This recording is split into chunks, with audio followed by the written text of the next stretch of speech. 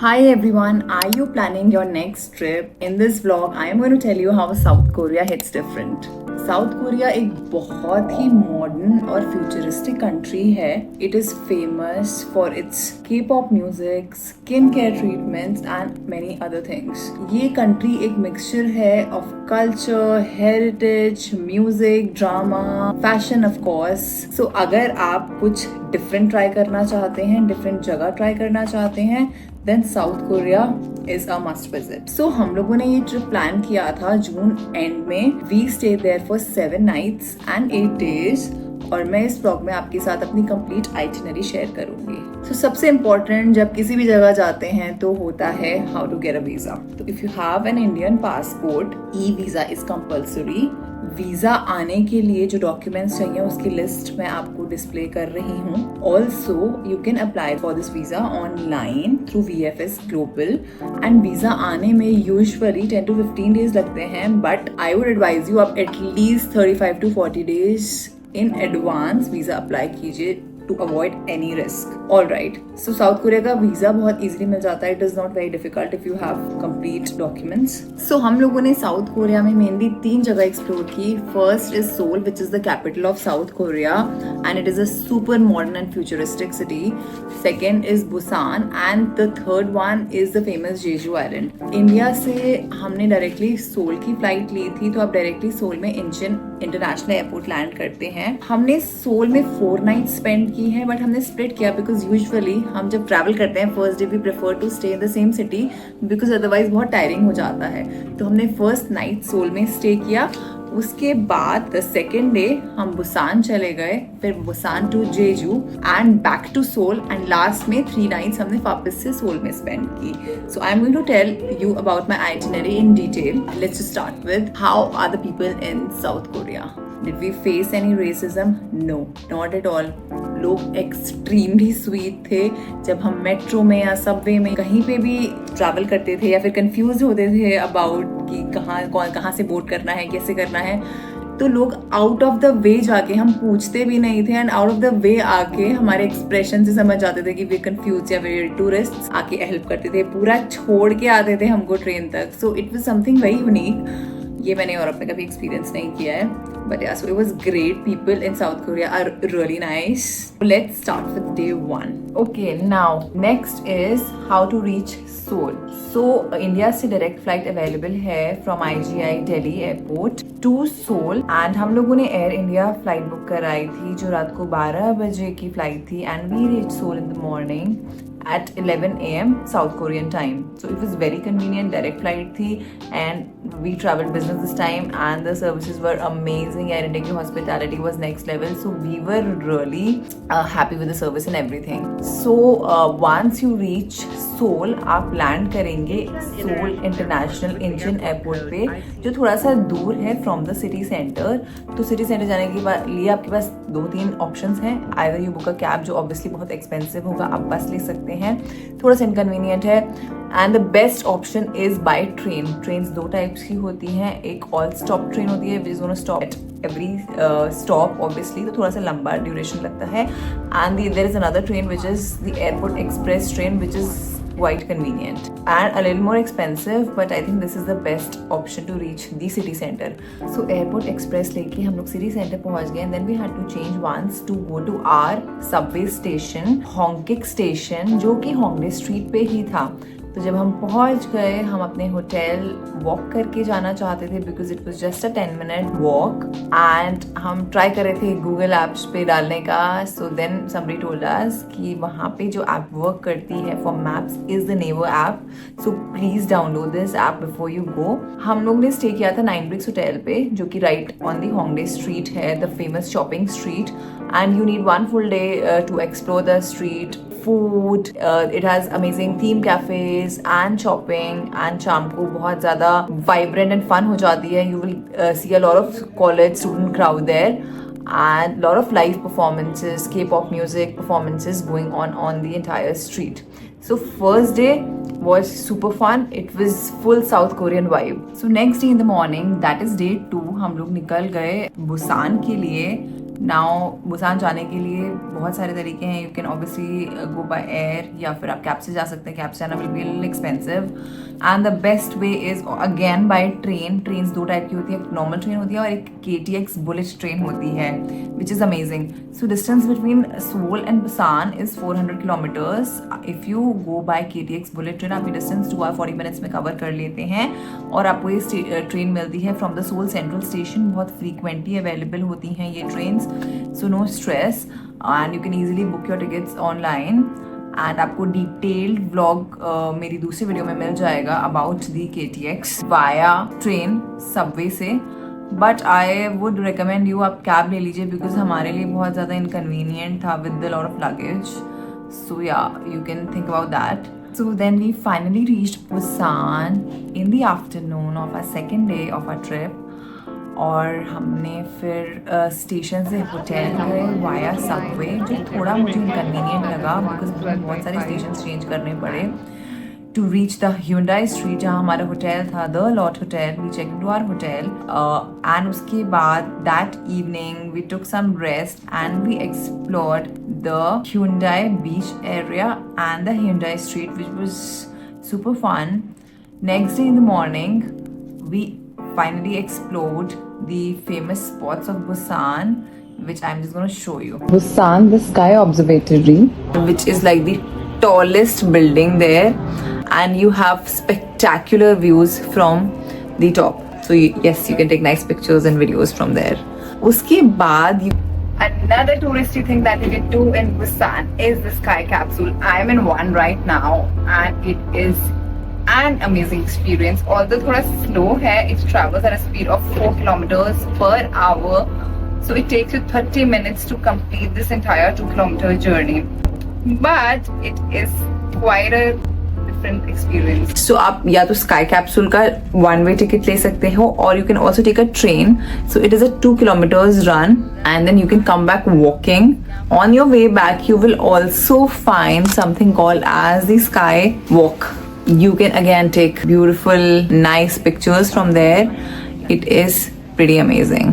And lastly, Gamchong Cultural Heritage Village, which is a super colorful street and it has a lot of art and craft shops, caricature making, some nice cafes, souvenir shopping, so you can't miss this place while in Busan. So after spending 2 nights in Busan, we finally left for Jeju. हम Busan to Jeju flight से गए थे. That is the most convenient way to travel. One important tip would be, अगर आप Jeju island अपनी itinerary में रख रहे हैं एटलीस्ट 2 दिन तो आपको रखने पड़ेंगे to explore the entire island because बहुत बड़ा है. Second tip and the most important tip is आप प्लीज अपना इंटरनेशनल ड्राइविंग लाइसेंस लेके जाइए and rent a car because otherwise आप कैब से एक तो हर स्पॉट पे नहीं जा सकते हैं. बहुत ही लंबा ट्रैवल टाइम है. सपोज आप साउथ में रह रहे हैं आइलैंड में और आपको बहुत सारी लोकेशंस नॉर्थ में है, ईस्ट में है, वेस्ट में है, सो ट्रैवल टाइम मिनिमम 1.5 आवर लग जाता है. Or so it is a little inconvenient. We stayed in the southern side of the island. हमारा होटल था Marriott World Hotel, which was quite huge. तो उसको ही एक्सप्लोर करने में हमें काफ़ी टाइम लग गया. हम एक ही नाइट थे जेजू में, which was I think very less time to explore the island. So keep this in mind. Now I'm going to be sharing with you all the spots we could go to.